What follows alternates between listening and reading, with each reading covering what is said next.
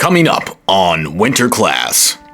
Wrapping up the first great expansion phase dating back to 1967, the NHL added two teams in 1974, the Washington Capitals and the Kansas City Scouts.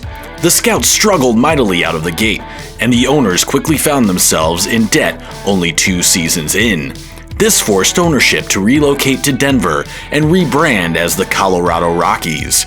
Though the first half of the 76 season looked promising, an 18-game losing streak seemed all too prophetic for the team's future in Denver.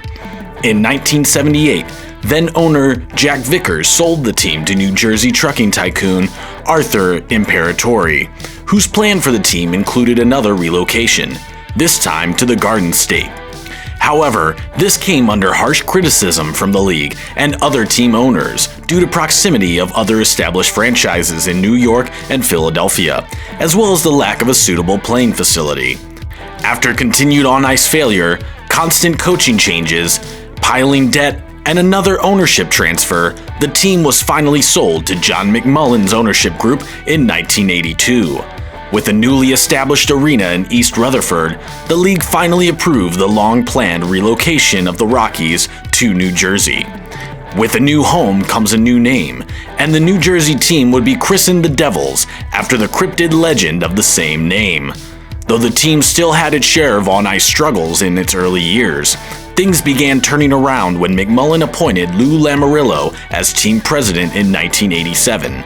But the real legacy of this team would reveal itself in the 90s, with names like Stevens, Niedermeyer, Lemieux, and Brodeur. 5 conference championships and 3 Stanley Cups later, the team looks to regain that glory of the 90s and 2000s once again.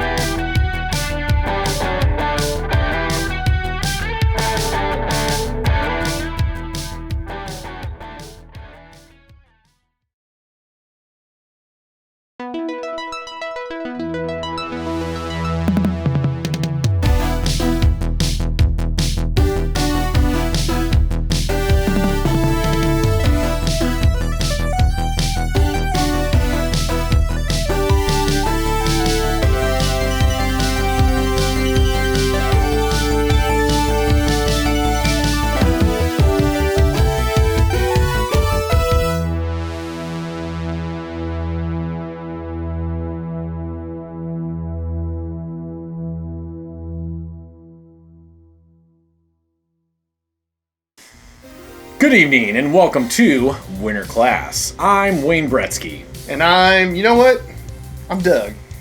Doug Flickenheiser. Alright, that's what he's going with. Okay. Right. Today we're taking a look at the history of the New Jersey Devils. This 90s and early 2000s powerhouse out of the East has a relatively simple graphic history.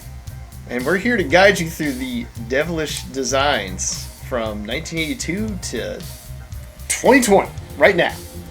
No, let's get to it. Let's do it.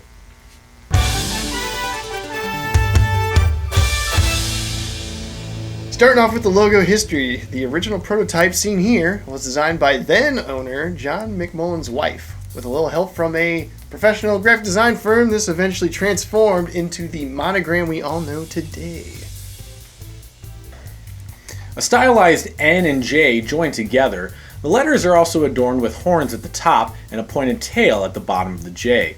From their inaugural 82 season to 92, this crest was identical on both jerseys, featuring hues of red, white, and green. In 1992, the Devils decided to ditch the Christmas colors and swap out the green for black. This is reflected in the logo as a one-for-one swap. Rumor has it this was due to issues of matching the green in the logo with the green of the jerseys. And while there are some photos to support this claim, as in later 80s jerseys appear to be a darker green, this could have been a move by Lou Lamoriello to create a more traditional and serious look. And that's it. For logos, that's it? Yeah, that's all for the logo history. No, there's more. Well, no, there really isn't, Doug. Okay, well, if you really want to be technical about it, They do have a slightly updated version of the green logo that they used in 09-10 season for a St. Patrick's Day game, and then they used that for a couple more seasons following on St. Patrick's Day. And then they also used that same jersey for the Stadium Series when they introduced those skeuomorphic logos, but Lou Lamoriello, being the dude that he is, was like, no, we ain't doing that. So, and since it was still an RBK template, they were just like, it's going to be the same, so they kept with it. Well, what about the Penguins? You remember them? Because there was all kinds of things we found out about them, and then they had like 50,000 logos. So, there's got to be more. Nope. Oh, okay.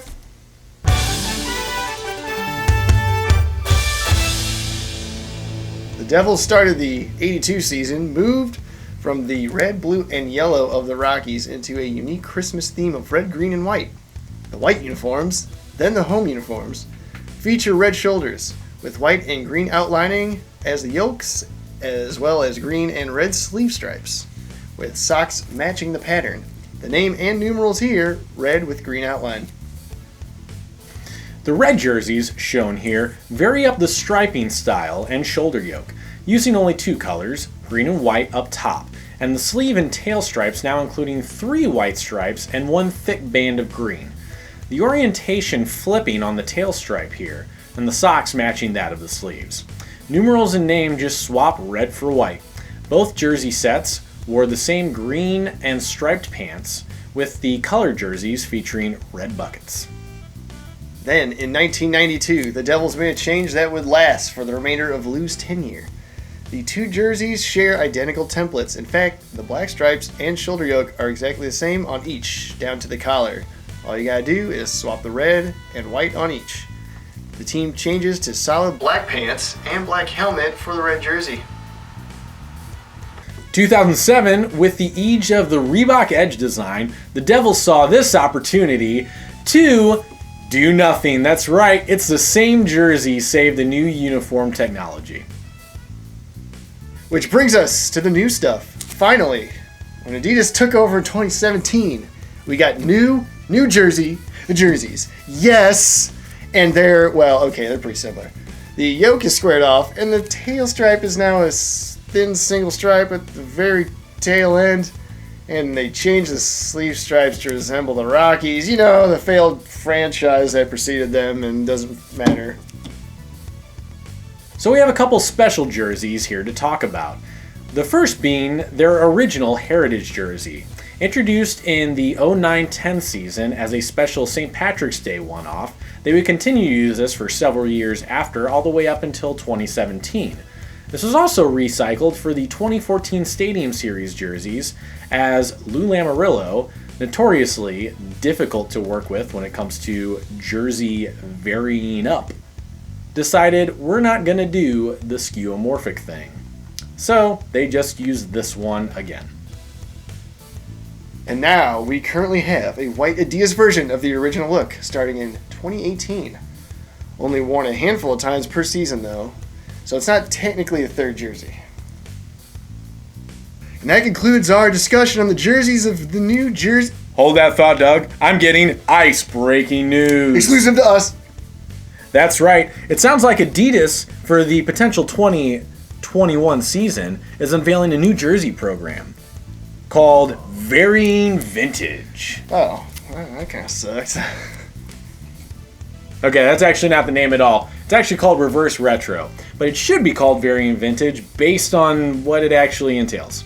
Alright. I'm following you. See, because there's actually a lot of teams that adhere to this idea of basically taking an older jersey and reversing or flipping the colors, as it were. Okay. Makes sense. But then there's some teams like the Avalanche and the Jets that take like an old identity and just update it with their modern color scheme. I mean, it's kind of a stretch. It's kind of a stretch to me. But then there's other teams that, like Calgary and New York Rangers, for example, they just bring back an old jersey and then just omit a couple things. Well, that's not reverse. But then there's other teams. All right. We'll do a whole episode on these, but we're going to focus on this New Jersey one since all the teams have one. So, what do we got for New Jersey? Reverse retro. Here we go. Right you are, Doug. Let's talk about it. All right. Well, you got it, Doug, and I can tell you all about it. This jersey actually adheres to the new reverse concept quite well, and is essentially the Adidas version of the red 80s jersey with the green and red flipped. Save the logo. It's a jolly holly devil.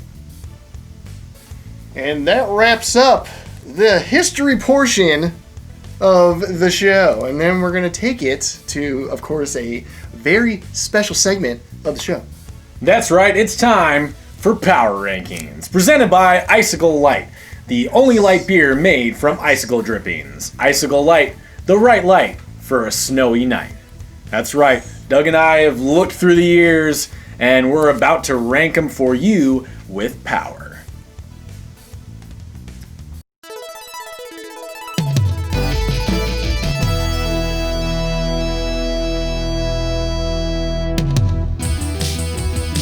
At number 3, we have the reverse retro. Yes, like the most up-to-date, latest jersey to come out, and it's in the power rankings. This is unprecedented. I don't think this has ever happened. So this is great because, one, this is in the category of it follows the reverse rule from an actual retro jersey, and it's one that's never been done before, so it's actually something worth buying, which is great, and it's green. This is everything you want out of the reverse retro program. I feel like they designed this whole thing saying, hey, you know, it would be cool if we had a new jersey, a green jersey for them, you know, it'd be great. And then they said, well, if we just did that for the rest of the teams, and they got kind of fucked up a little bit. It's funny. At number 2, we have the original Heritage jersey. That's right, we mentioned already that this one was used for the 09-10 St. Patrick's Day one-off game, used for several seasons after that for St. Patrick's Day games. This was also used for their Stadium Series game against New York. And this one was the first time that we got something a little bit different from the Devils in quite a while. And maybe it wasn't brand new, it was just a throwback, but at least they budged and gave us something that other teams, a lot of teams weren't really doing any kind of special one-off jerseys at this time when they first introduced it. Maybe, you know, we have the Toronto Maple Leafs that also did a St. Patrick's Day thing. Some teams would wear like green warm-ups for St. Patrick's Day, but the fact that the Devils actually had a jersey to coincide with this holiday was pretty special, and they made great use of it. In fact, the first time they wore it, Martin Brodeur actually wore a throwback painted helmet that looked like his rookie season to match the motif. So, pretty cool overall. Love the incorporation of the green again. It's a pretty damn accurate one-to-one representation of what they originally had when they first came onto the scene. At number 1, we have the 2018 to present Heritage uniform for the Jersey Devils, the white retro of the original home jersey, since that's what it was back then. And this has got to be number 1 because and I know Wayne has a very special place in his heart for this one, because certain white jerseys just have a flair to them that, when successfully done, they got a good sheen to them. They pop on the ice. It was similar with the Montreal Canadiens Winter Classic from a few years ago, the white one, and then you have, of course, the Washington Capitals white. That's another good one. But this New Jersey one, this one's clean. We both agree that this is probably one of the best white uniforms around. And that's why it has to be number 1 in the Power Rankings presented by Icicle Light. We own Power Rankings. It's ours.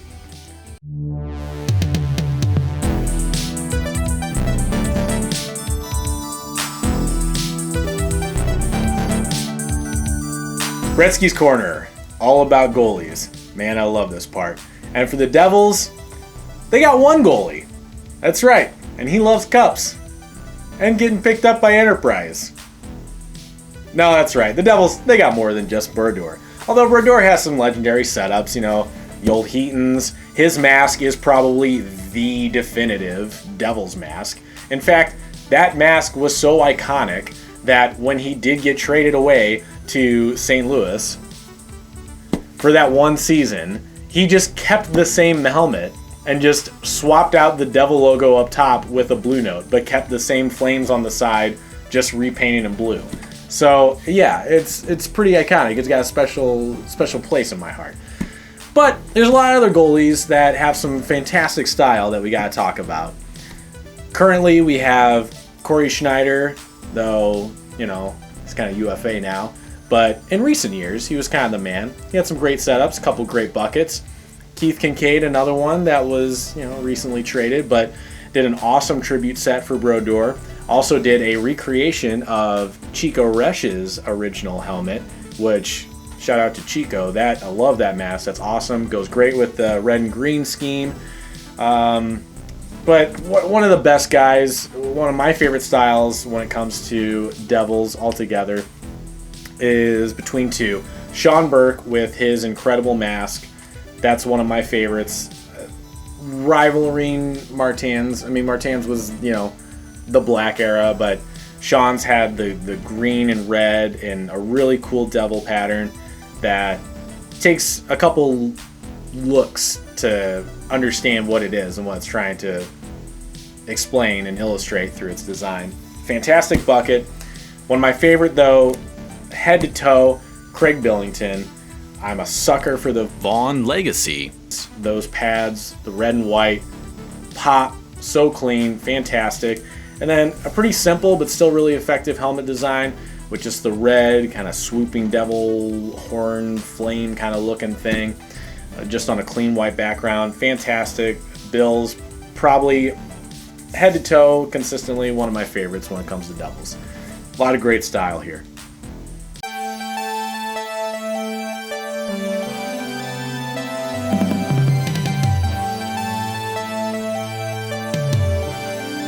Yes, it is time for my stick pick, and it's probably going to be this awesome green starter jacket, and it's satin, as you can see in the photo.